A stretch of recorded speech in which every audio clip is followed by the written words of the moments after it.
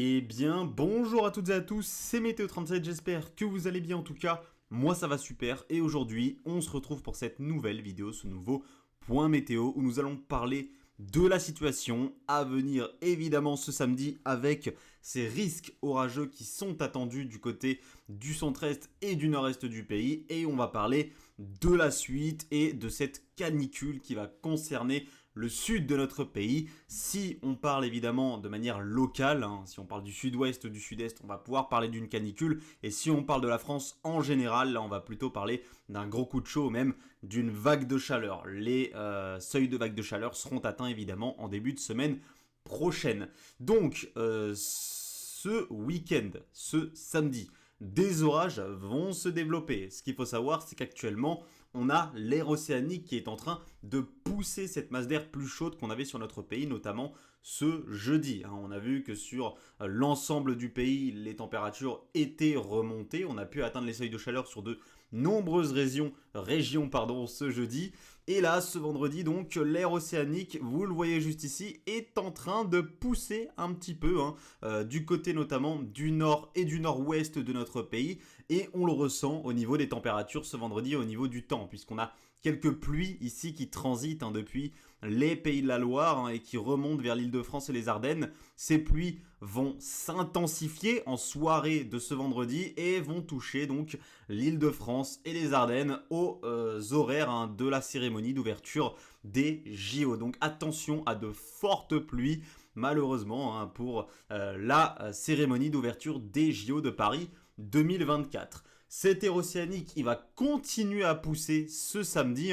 Donc, on sera au paroxysme un petit peu de l'air océanique du côté du nord et du nord-ouest du pays. Il va pousser à son maximum ce samedi. Donc, les maximales vont avoir énormément de mal à monter durant cette journée de samedi, mais tandis que les minimales, elles, resteront assez hautes, puisqu'on a des couvertures nuageuses qui sont attendues entre cette nuit de vendredi à samedi. On a également eu des couverture nuageuse dans la nuit de jeudi à vendredi qui a permis une nuit quand même très douce du côté de certaines régions du nord du pays.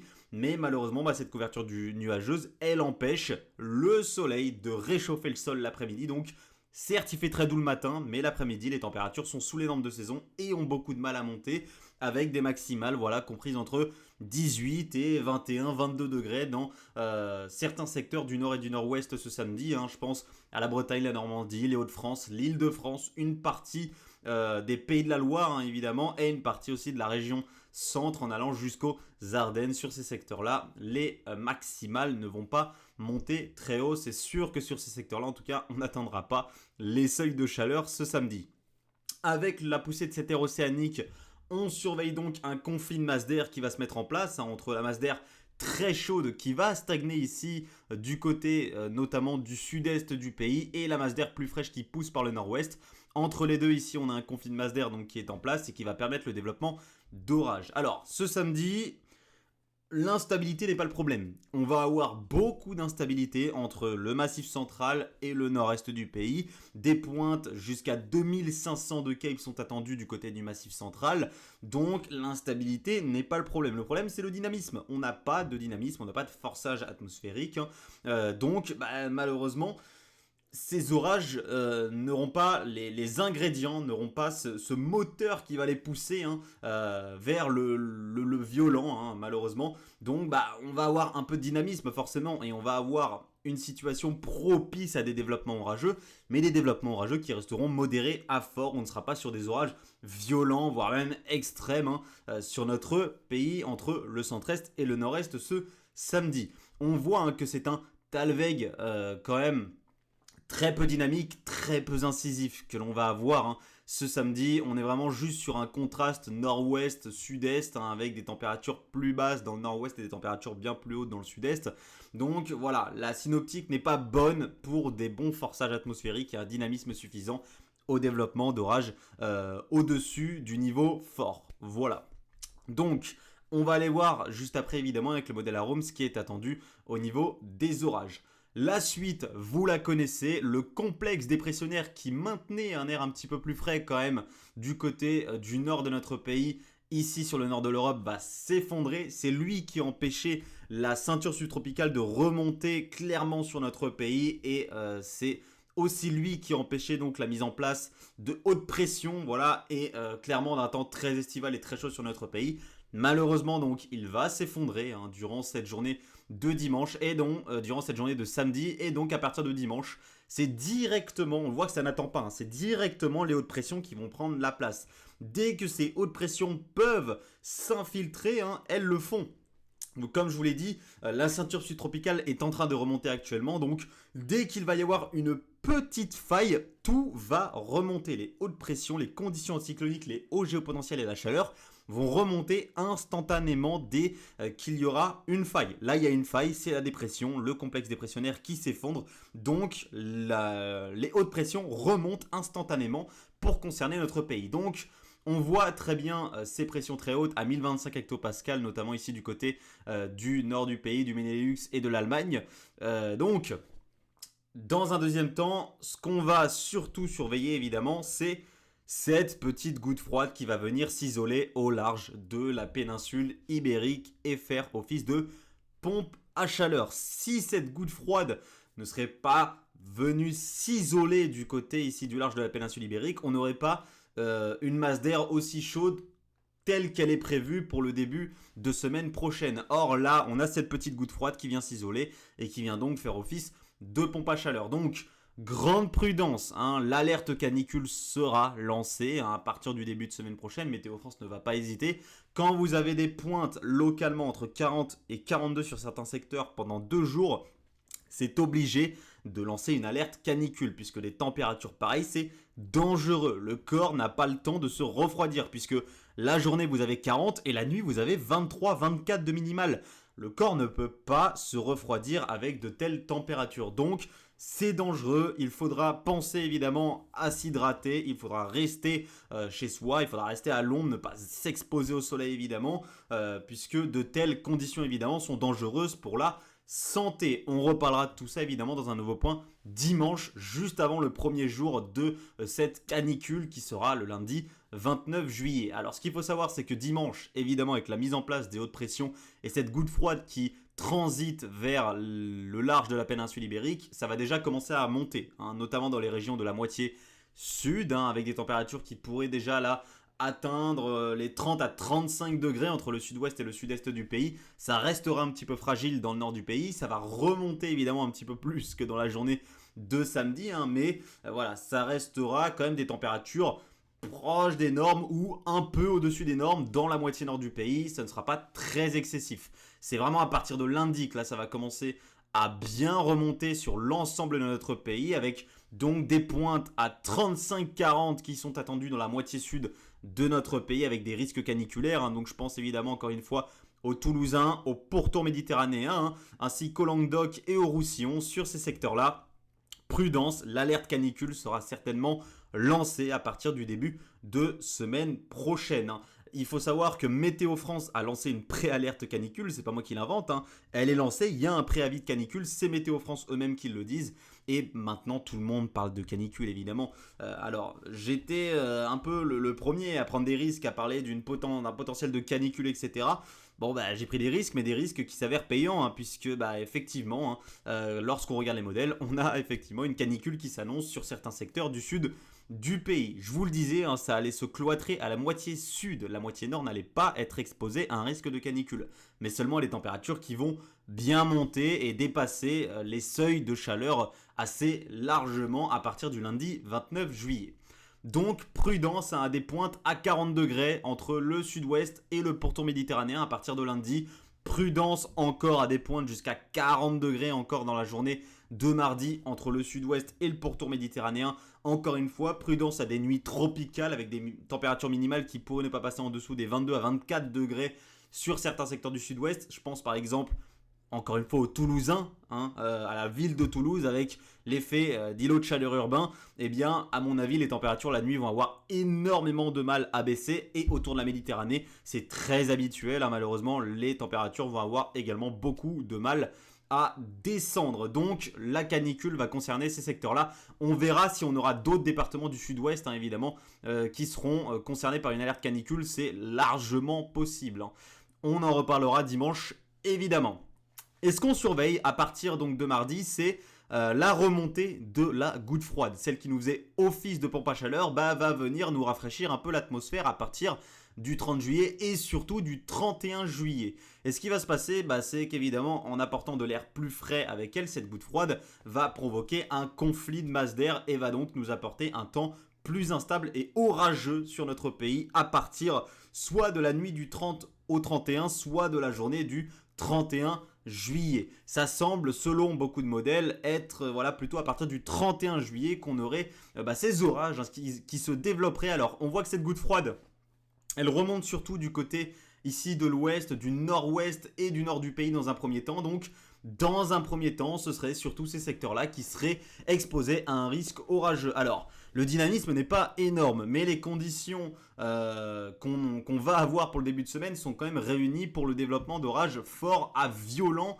pour le 31 juillet 2024. Donc, on va surveiller quand même la situation orageuse, hein, la situation orageuse qui mettra fin à cette canicule, puisque ça s'annonce quand même comme étant des orages assez costauds, hein. Les conditions seront assez réunies pour. Donc, on va surveiller cette petite séquence orageuse, cette dégradation orageuse qui s'annonce à partir notamment du 31 juillet. On en reparlera là aussi dans de nouveaux points météo. Dimanche, ce sera certainement un point météo spécial canicule. Et ensuite, pendant cette vague de chaleur / canicule, je ferai un point météo pour vous parler des orages qui mettront fin à celle-ci. Voilà. Donc, à partir du 31 juillet, baisse des températures. Alors, la baisse ne sera pas gigantesque. Il fera quand même bien chaud durant la journée du 31 juillet.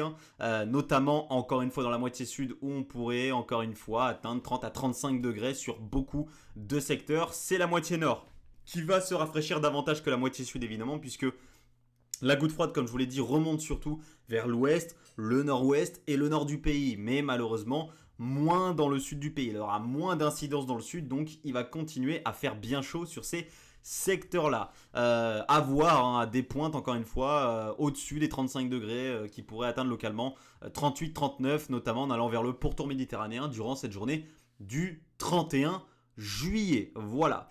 Et ensuite, la journée du 1er août pourrait être un petit peu la journée de transition au niveau de la masse d'air, puisqu'il y a pas mal de modèles. Alors, va falloir affiner quand même la situation, mais soit le 1er, soit le 2 août, on semble quand même repasser dans des températures un petit peu plus modérées, un petit peu plus modestes, voilà, hein, un petit peu plus respirable quand même sur notre pays, mais d'après ce qu'on voit sur les tendances, ça pourrait ne pas durer malheureusement, et la masse d'air chaude pourrait revenir très rapidement, hein. Les conditions resteraient très globalement assez sèches, malgré les orages évidemment potentiels entre le 30 et le 31 juillet, et les quelques orages de ce week-end.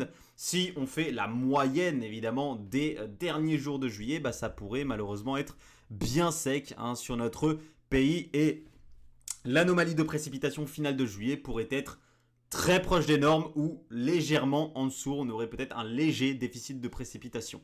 On reverra tout ça évidemment le 31 juillet, hein, puisque les orages du 31 juillet seront décisifs sur l'anomalie de précipitation finale du mois de juillet, c'est évident. Donc on reparlera de tout ça évidemment. Et ce qui est sûr, c'est que ce mois de juillet finira au-dessus des normes évidemment. Déjà là on est passé, on est aux alentours de plus 0,06 et on va passer évidemment avec cette canicule au-dessus, hein, des plus 0,3, plus 0,4. On verra, hein, j'ai pas calculé l'anomalie finale.